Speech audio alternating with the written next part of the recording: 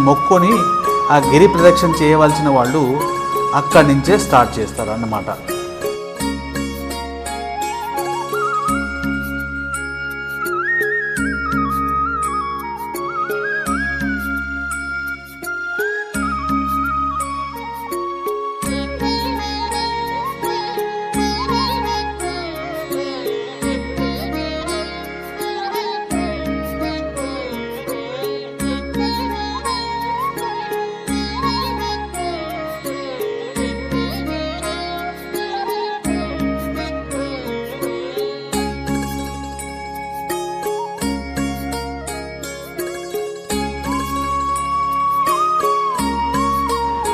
ఇక్కడ అగ్నిలింగం కాబట్టి మనం లోపల దర్శనానికి వెళ్ళినప్పుడు చాలా ఉక్కపోతగా వేడిగా ఉంటుంది.